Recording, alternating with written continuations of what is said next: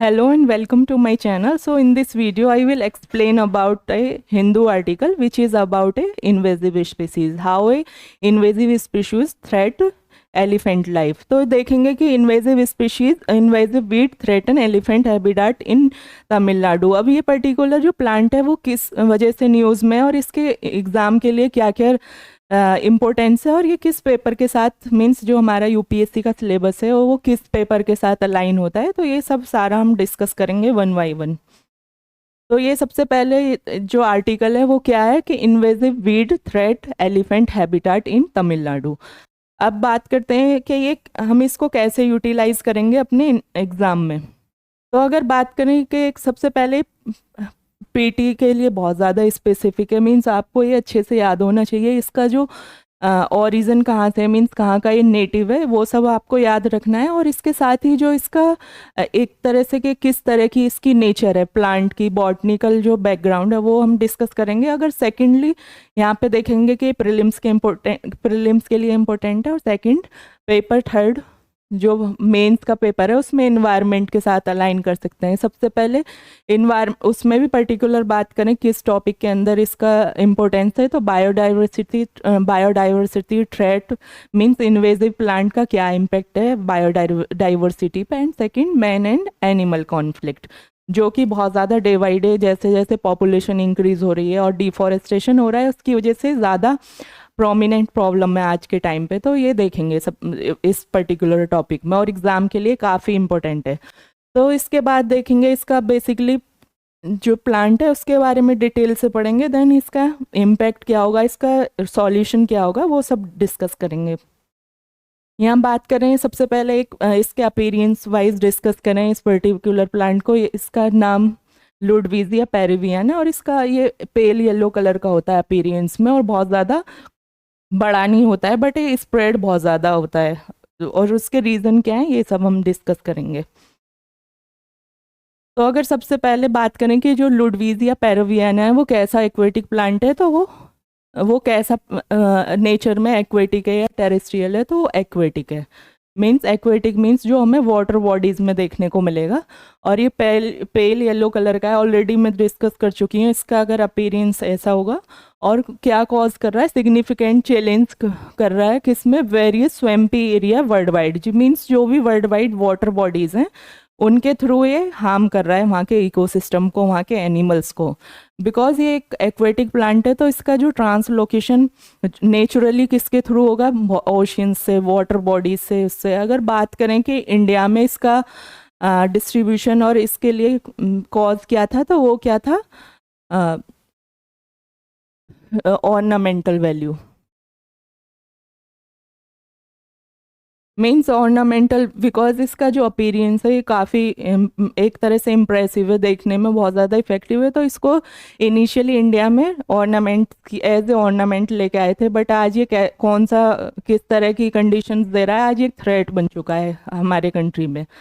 तो देन हमने डिस्कस किया ये किस तरह का अपीयरेंस होता है और वाटर बॉडीज़ पे बेसिकली स्प्रेड हो रहा है और किसकी ग्रोथ को डिस्टर्ब कर रहा है, जो वहाँ के पेरिनियल फॉरेस्ट ग्राउंड के जो हब्स हैं, ग्रासेस हैं, उनको उन पे इम्पैक्ट नेगेटिव इम्पैक्ट डाल रहा है। और इससे जो प्रॉब्लम क्या हो रही है कि जो वहाँ के नेटिव एनिमल्स हैं, मीन्स अभी बात करें तमिलनाडु की, तो वहाँ पे एलिफेंट्स एंड अदर जो वाइल्ड गौर ये एनिमल हैं लोकल, उनकी फूड हैबिट को डिस्टर्ब कर रहा है। बिकॉज उसमें क्या है कि ये किस पे रिलाई करते हैं, ग्रासेस पे, और अगर ग्रासेस की जगह इस तरह के इन्वायरमेंट में अगर इस तरह के प्लांट हो जाएंगे तो बहुत ज़्यादा इम्पैक्ट होगा उनकी फूड हैबिट्स पे। देन अगर बात करें इसका नेटिव ये कहाँ का है प्लांट, तो ये सेंट्रल एंड साउथ अमेरिका। अगर इसका अदर नेम देखें तो इसको प्रिमरोज ब्लो भी बोलते हैं और ये कहाँ का नेटिव है, सेंट्रल एंड साउथ अमेरिका, ये आपको अच्छे से याद रखना है। देन इसके बाद देखें कि जो टॉप 22 प्लांट्स हैं, मीन साउथ में क्या है, बहुत सारे इन्वेजन हुए हैं, रीज़न उसके बहुत सारे हैं, वो हम बाद में किसी वीडियो में डिस्कस करेंगे। तो उसमें अभी क्या है, ये टॉप 22 जो मोस्ट प्रायोरिटी है वहाँ पे प्लांट्स की, मींस इन्वेजिव स्पीसीज, वो बायोडाइवर्सिटी के लिए एक तरह से थ्रेट कॉज कर रहे हैं। तो उसमें ये 22 प्लांट्स की कैटेगरी में इसको आइडेंटिफाई किया गया है तमिलनाडु गवर्नमेंट की तरफ से। और बात करें इसका जो मेजोरिटी में जो इसका स्प्रेड हो रहा है वो हिल स्टेशन में जो स्वैम्प एरिया है उनको क्या बोलते हैं, वयाल्स। तो वहाँ जो वयाल्स पे इसकी बेसिकली ग्रोथ देखने को मिली है। और इसका जो ग्रोथ का इस रीजन में इस टाइम पे क्या रीज़न है कि अभी क्या है, टेम्परेचर ज़्यादा है और रेनी सीजन है, मीन्स एक तरह से मानसून रेन और मानसूनल जो प्री मानसूनल टेम्परेचर है उसकी वजह से इसके लिए पॉजिटिव कंडीशंस एक तरह से वहाँ पे क्रिएट हो गए हैं ना, और इसके सर्वाइवल को इंक्रीज मीन एनहांस कर रहे हैं वहाँ पे इस तरह की जो कंडीशंस हैं।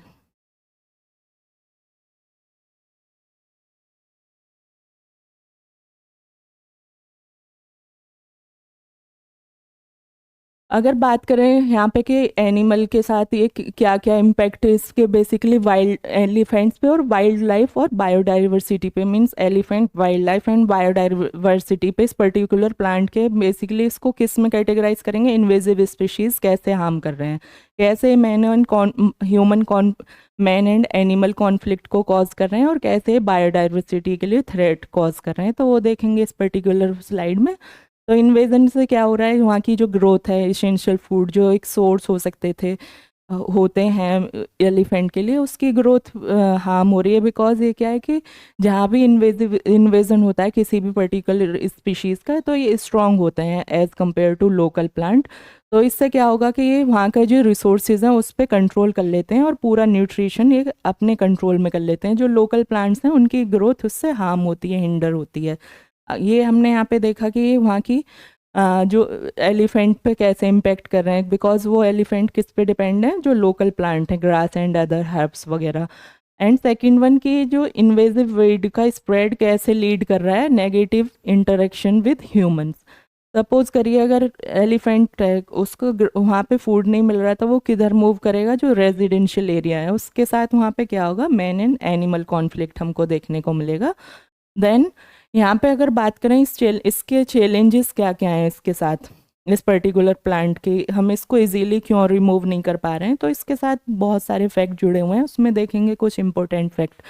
अगर बात करें लुडविजिया पेरुवियाना की, तो ये 22 मोस्ट प्रायोरिटी में जो इन्वेजिव स्पीशीज़ हैं, तमिलनाडु गवर्नमेंट ने इस पर एम्फेसाइज किया है और जेएनसी भी लगाई है कि इसको जल्दी से जल्दी रिमूव करना है। बट चैलेंजेस क्या हैं कि इसका जो एलिमिनेशन एक यूनिक चैलेंज है। अगर ये आपको पता है कि स्वैम्पी एरियाज़ पे ग्रोथ करता है, और यहाँ पे हम क्या है कि एक रेस्ट्रिक्ट यूज़ ऑफ मशीनरी कर सकते हैं, ये नहीं कि हम बहुत ज़्यादा ओपनली यहाँ पे मशीन्स का यूज़ कर पाएँ। इससे जो नेगेटिव क्या होगा कि जो अदर स्पीशीज़ हैं इकोसिस्टम के, वो हार्म होंगे, उनकी ग्रोथ हैम्पर होगी।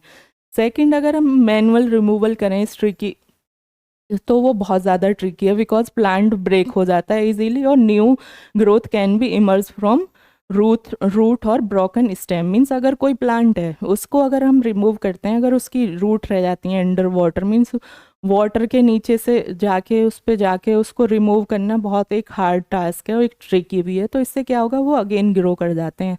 तो इसका जो बेस्ट वे है उसका डिगिंग है, मीन्स उसको डिग और हैंड पुलिंग, जो कम्प्लीटली रिमूवल अगर कर सकें उसको, तो तब जो इसका बेस्ट सॉल्यूशन हो सकता है।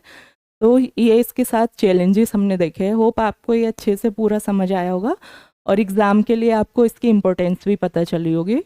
तो इसी के साथ मैं अपनी वीडियो को एंड करती हूँ। Thank you so much for watching.